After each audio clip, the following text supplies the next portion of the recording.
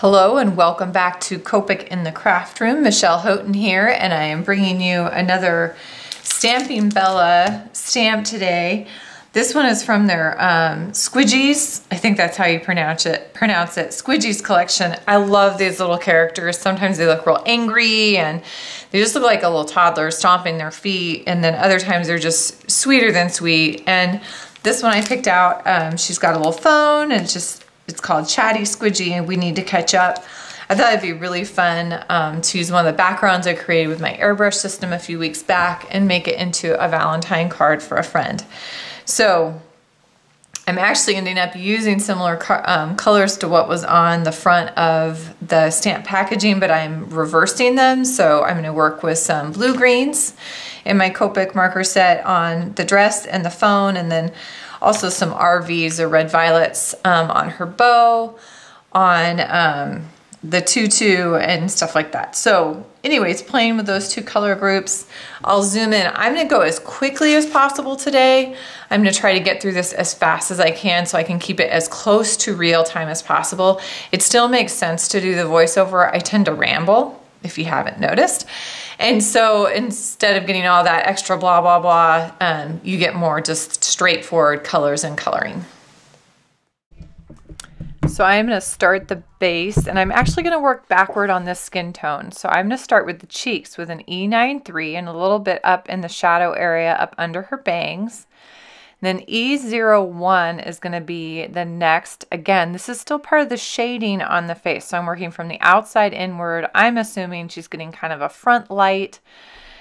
E000 is my lightest color. So I'm working and feathering or pulling that color in and actually doing my blending as I go.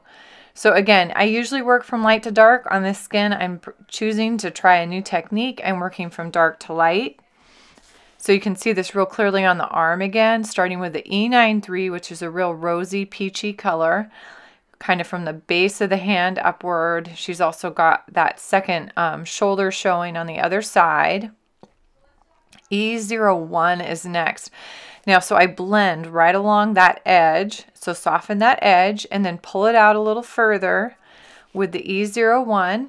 And then the last color is that E000. Now this one takes a little more work. It's a little bit bigger jump. So I've pulled that a little further. And then I'm coming back and just doing a little bit of cleanup here and there. Next is going to be her little shirt. Oh, I forgot her ears. Sorry about that. Going back in, and this time I just threw some E000. E01 and right in the center E93. Because those are so tiny, I don't even have to do blending. So now I've got a BG02. So that's a blue-green 02. So very saturated color, really bright and vibrant, lighter shade. And I'm going to do her little shoes. I'm assuming they are ballet slippers. That's what they look like to me with those little pleats underneath. And then a BG05 for shading. This will be pretty subtle. These colors aren't super far apart, but it gives a little sense of depth and shading. Softening that up with BG02. And then I'm going to go in and do some pink touches. And so RV42, and I'm just doing kind of a squiggle on the ruffle in that little tutu she's wearing. And then I used the E93, which is a darker peachy tone, which I used on her cheeks. Again, loose squiggles. And then I'm coming in with the RV42, hitting that waistband. And now I'm coming in with something much brighter, RV19. So more saturated and much darker color. You can see how vibrant that is. Again, loose squiggles. Now I'm coming in with a colorless blender, so the 0, and I'm dabbing on top of that just to soften it all together, hitting a couple little spots with that RV19 and blending with the RV42. I discovered when I did some airbrushing that these two colors actually worked really well together. Hitting the little heart on the phone with the RV42 and RV19, blending those together as well. Then I'm actually going for her hair. So I've got a Y32 that I'm basing most of the hair in. I've left a little bit of white. And then I'm going all the way to my dark. I'm just mixing it up today in the order that I'm coloring.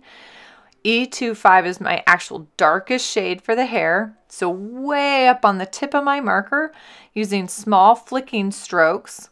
But you can see they're all different lengths. They're coming from the top out and from the bottom up. YR14 has a beautiful yellow-red tone to it. It's one of my go-to hair colors. Adds some really pretty red highlights on brunettes. Again, working from the bottom up and top down, looking at the direction of the hair, way on the tip of that brush nib. E23, again, another middle tone, working, and it's going to soften some of those dark tones as I do that. That's part of the benefit of going with that darker color first. So I kind of look at that, kind of check it out. Do I have enough? And I decide some of those flicks in the center are still a little strong. So I go all the way to my lightest one, my Y32, and work from the center and flick outward. Strengthen up some of those dark because I don't want to lose the dimension. So E25 just in little small bits to show some of that volume. See how that separates out those pieces? That's just right. That's what I wanted to do so that you can still read it as a textured hair. So I'm debating on the bow. You can see I pulled out the BGs again, but I decided she needs a big pink bow. So I've gone back to the RV42, that nice peachy pink color, and then I'll add the RV19. And I know those don't look like they go together really at all, but it's amazing, especially on the bow. You'll be able to see her in just a second when I come back and blend with the RV42. You're going to see how much that softens up. And again, small area, I've worked fairly quickly, and so that smooths out. It's not perfect, but it's kind of a fun color combination, totally different and unique. I decided to add freckles. I'm kind of a freckle person, and I did decide just cheeks, and then I went back and added a few on her nose. I'm not sure if I like the nose or not, but E35 is always my go-to freckle combination. E30 is going to go on the little bottom of her shoes. I think these look like ballet slippers, so I know that that's going to be a nice soft leather, and that is the color that ballet shoes are on the bottom. So E31 adds a little bit of shape and dimension to those, and those look just perfect to me. The phone is going to be another blue-green, but I'm going to go lighter. So it's going to start with BG10, which is a very light blue-green. Even though it's that saturated color, because it's ending in that 0, it's a very light blue-green. And I've colored the phone and the handle. And then I go back in with the BG02 that we used on her shirt, and I'm adding some shading, adding that shape to that phone. You can see how I'm trying to make those, the ends look rounded. And again, on the body of the phone, I'm doing the same thing, trying to add that shape. This is a pretty front lit piece. It's pretty simple and straightforward. Shading's coming from edges inward. I'm not trying to focus it to one side specifically. BG05 is adding some of those deepest shadows, again, to push some of those areas back, softening with BG02. And then I'm going to come back with my BG10 and soften that all together.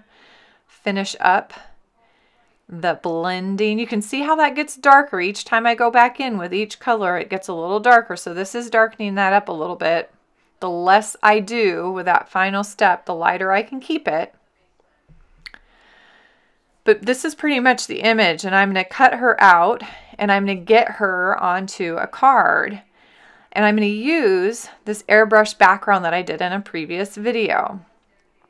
So, thank you for joining me this week on Copic in the Craft Room. If you have a chance, please stop by our Facebook page and my blog at www.scrapweaver.com. Lots of fun information about new Copic classes.